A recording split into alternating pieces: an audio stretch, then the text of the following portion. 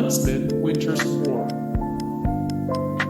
Snow White and the Huntsman didn't make a huge impression in 2012.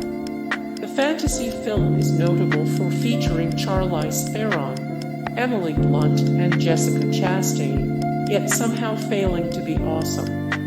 The plot, which introduces an ice-controlling royal sister for Theron's Ravena, is almost admirably shameless as a ripoff of Disney's Frozen, though the comparison does Huntsman no favors. Carlito's Way, Rise to Power.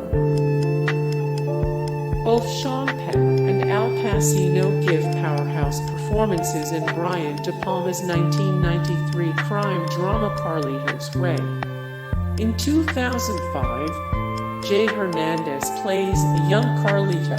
The film depicts the Puerto Rican gangster's rise to the top in the heroin trade in New York City.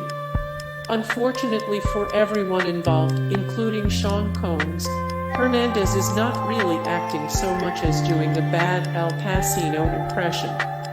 This prequel went straight to DVD. Prometheus. Yes. Ridley Scott's 2012 return to the Alien franchise proved divisive.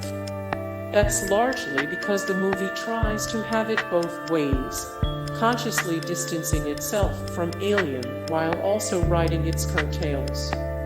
It's not called Alien Saga Prometheus, and it leaves lots of unanswered questions, but in a very prequel move, it also ends with a screeching proto-alien.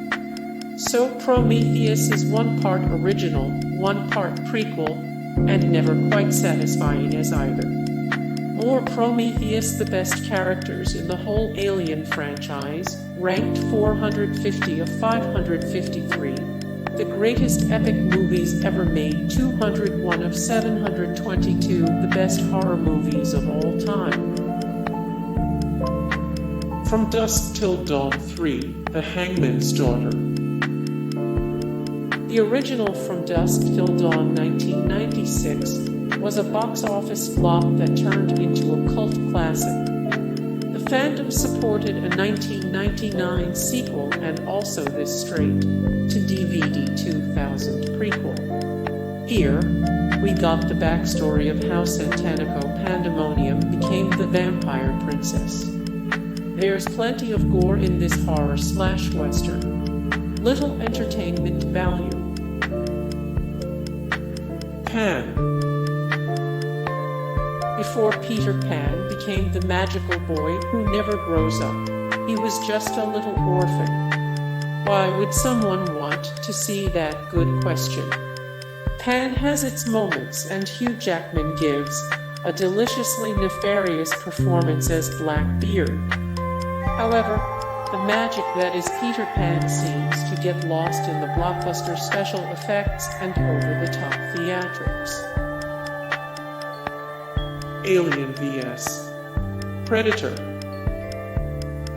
In the 2004 crossover prequel to the Alien and Predator franchises, both duke it out in the battle of extraterrestrial superiority. Why would an alien fight a predator? Turns out that before a predator can enter adulthood, they must go to Earth as part of a coming-of-age hunting ritual, and their prey must be an alien. The film is filled with revolting images, but fails to be anything more than a run-of-the-mill sci-fi money grab. More Alien vs.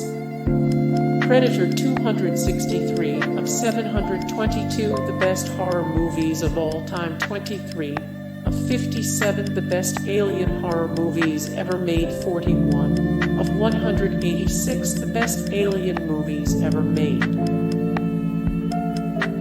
Hannibal Rising. Hannibal Rising is actually the fifth film featuring everyone's favorite cannibalistic serial killer, Hannibal Lecter. Besides the 1991 multiple Academy Award-winning The Silence of the Lambs, the other Lecter films have been mostly mediocre. The 2007 prequel is unfortunately a big swing and miss. It could have been interesting to see how Lecter became such a sociopath. However, backstory of his tragic childhood is all gore and shock, with little psychological weight. More Hannibal Rising 137 of 234 The best psychological thrillers of all time 1228 of 1540 The most rewatchable movies 16 of 25 Great movies about serial killers that are totally dramatic. Missing in Action 2, The Beginning.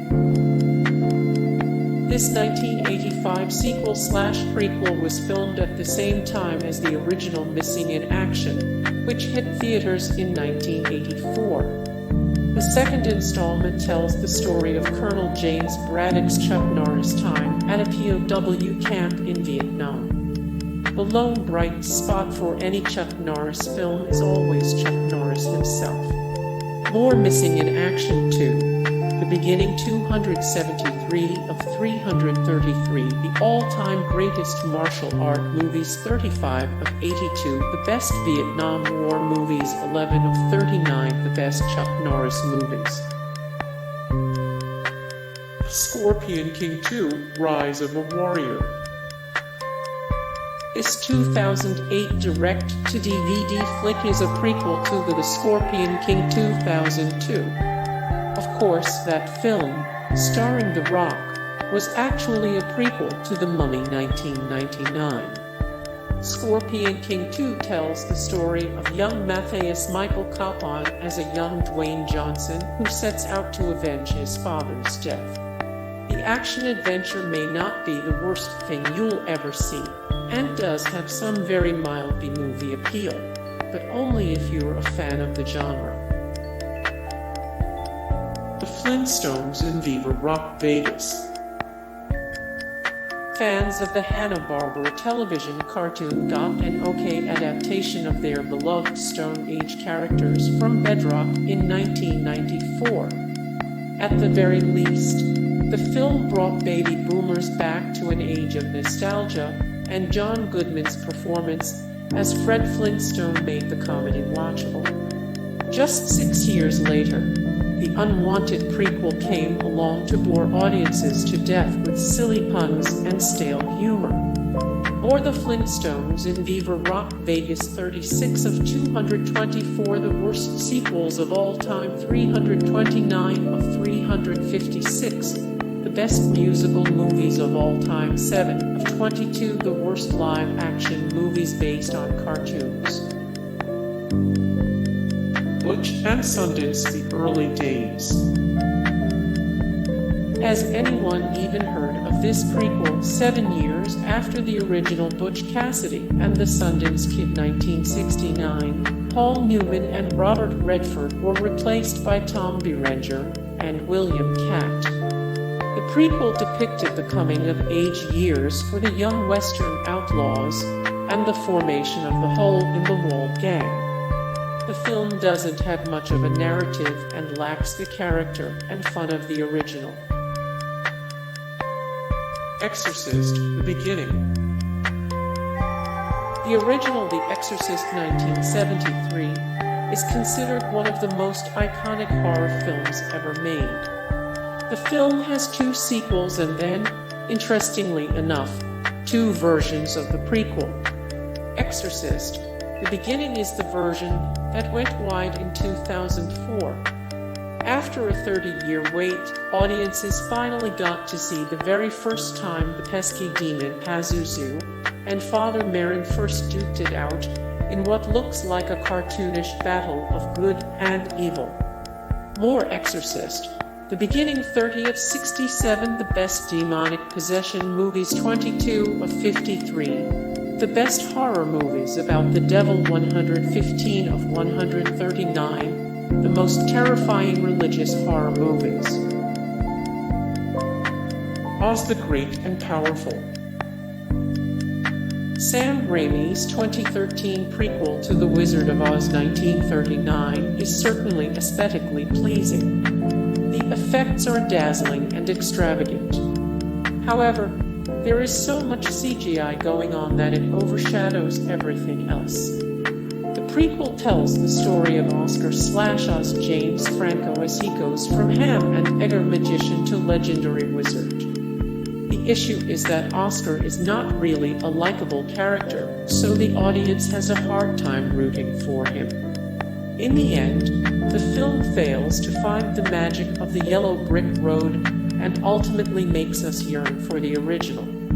Or Oz the Great and Powerful 202 of 369, the best movies based on books, 5 of 32 blockbusters with no cultural impact whatsoever, ranked 85 of 97 best Disney live-action movies. The Texas Chainsaw Massacre: The Beginning. This 2006 prequel to the 2003 remake of the original 1974 The Texas Chainsaw Massacre reveals how a young man named Thomas Hewitt turned into the iconic monster now known as Leatherface. The prequel certainly has some shock value and gore, but is not actually scary. Plus, do we really need to know the origin story of how Leatherface became a sadistic killing machine? TCM is a franchise with remakes, video games, and comic books. The prequel is clearly just trying to capitalize on the original film's legacy. More The Texas Chainsaw Massacre: The Beginning 291 of 722 the best horror movies of all time, 50 of 105 the best horror movie sequels, 128 of 224 the worst sequels of all time. Dumb and Dumberer: When Harry Met Lloyd.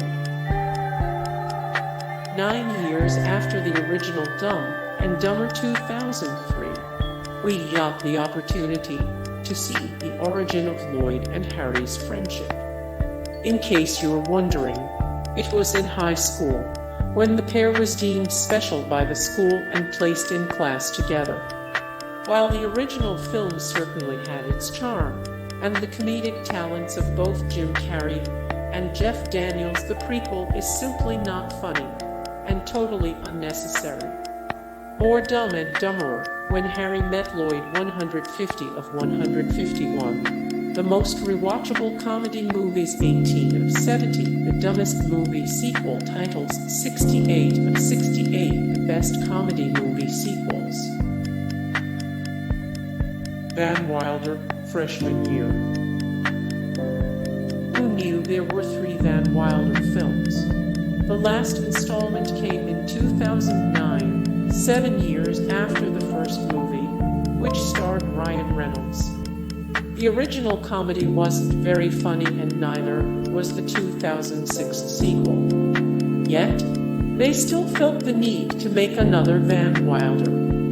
The prequel, which went straight to DVD, takes audiences back to the college student's freshman year in order to display all the various unfunny Van Wilder hijinks.